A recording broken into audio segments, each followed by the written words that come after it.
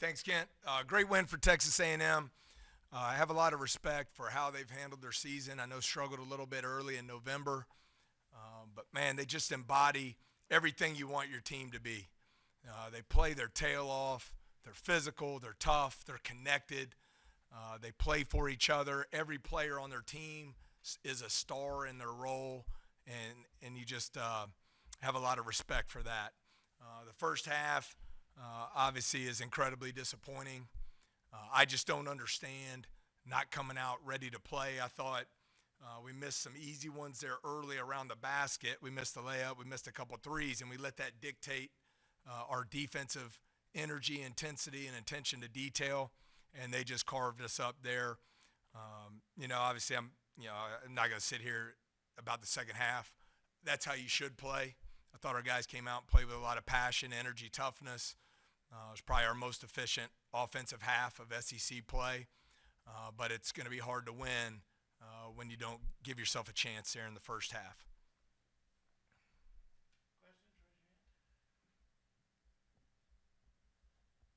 Hey coach, I'm curious, what was said in that locker room like throughout halves? And what do you think were like the main differences in between the first and second half? Energy, effort, toughness,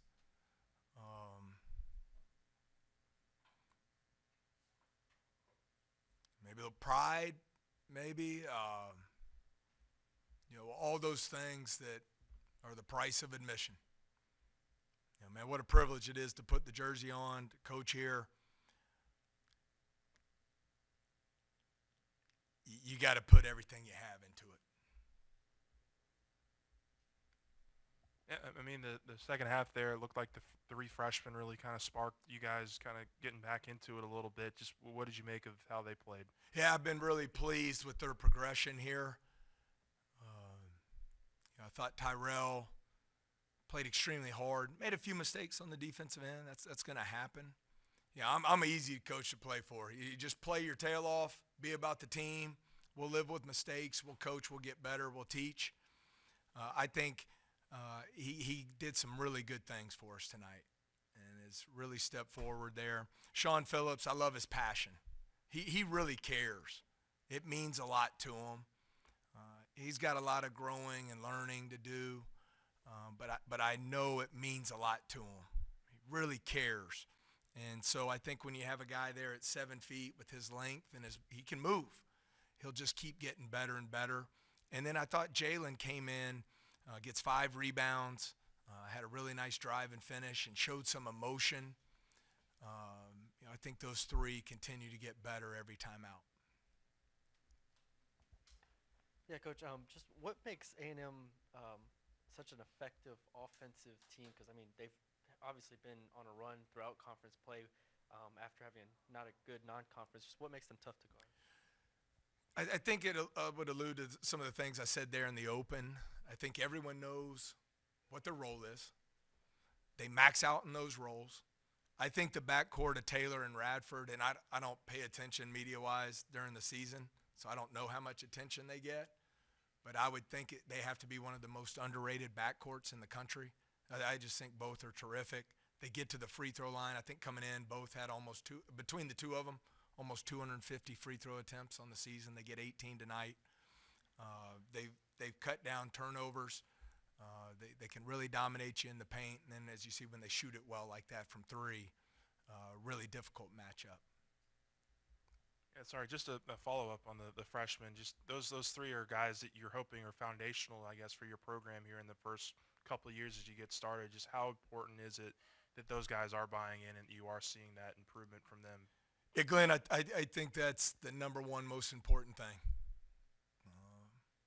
for any player, regardless of age, experience, past successes, past disappointments,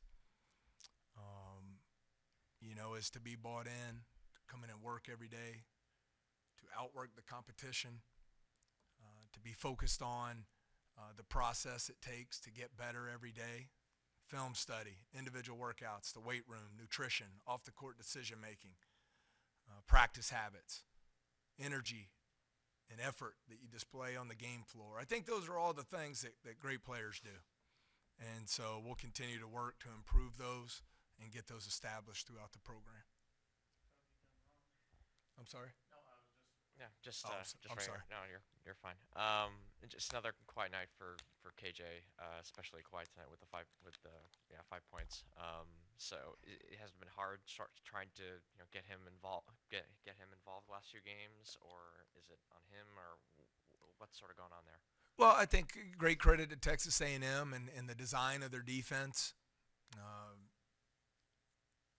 lot of switching to deny. They come in double from the baseline side, and they're really good at it. They don't give you a lot of easy post touches. Then where we have had some success in our pick and pop game, we were able to get KJ a couple of them tonight. But they did a good job in their switch coverage there to take those away. And it really puts the pressure on when you drive the basketball against them. They do a good job converging. And you got to make that next extra pass. And it does lead to some open threes that you have to be able to step up and knock down to hopefully open up some more space for him in the post. In the first half, we were unable to knock those down. Is it possible that you have these halves where nobody really gets involved? I mean, you don't cover three-point shooters, you don't shoot the ball very well, then all of a sudden they feel like playing. And obviously, your message has got them. Does it puzzle you a little bit? Like, I know we prepare these people. I know that we prepare them in practice. What happens? It's my responsibility to have them locked in and ready to go, to understand the privilege it is to put the jersey on and to go out there and play this game at the highest level. I failed to do that tonight. We did not come out with the energy and focus and attention to detail and the passion and emotion that is required when you're playing against one of the 20 best teams in America. Hey, Coach, I know we asked about it on Thursday, but Trey Hannibal moving forward, Georgia on Tuesday. Just any update on that? Yeah, Trey had a ankle sprain in Tuesday's practice. He has not practiced yet. I'm sure you saw on the bench tonight in the walking boot. He's doing his rehab around the clock, 3 and 4 times a day. We'll continue to reevaluate. I would say, if I had to give it a term, I would say questionable for Tuesday. But it is not a long-term deal. That was the initial fear. We're kind of in this day-to-day process of trying to get him back healthy. Anything else? Sheldon, you have anything?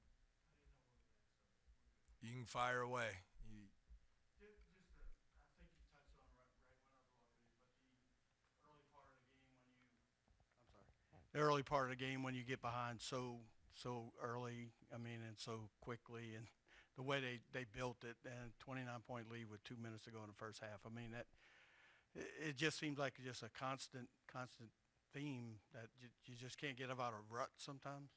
Yeah, it's my responsibility, and I didn't get it done. I didn't have us ready to go. Didn't understand the task at hand, I guess. And, I think when you're playing against teams in this league, you got to come out and put your best foot forward from the opening jump ball. And I did. I talked earlier, Shell. I know you had just gotten in, but I thought early we had some looks. We did not convert on those, and it impacted our defensive energy, intensity, and attention to the game plan.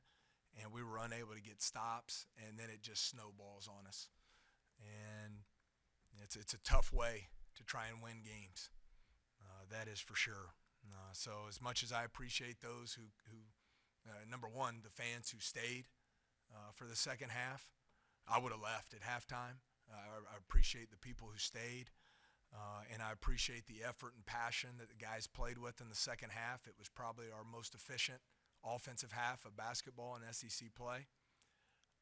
To get the lead down to 8, and then Taylor hit a huge 3 there off the ball screen. We missed a switch, and he hit a 3 to push it back to 11, and we were never able to make it close enough there to give ourselves a chance. But you're down by as many points as you said, you're not going to beat a good team. It's impossible.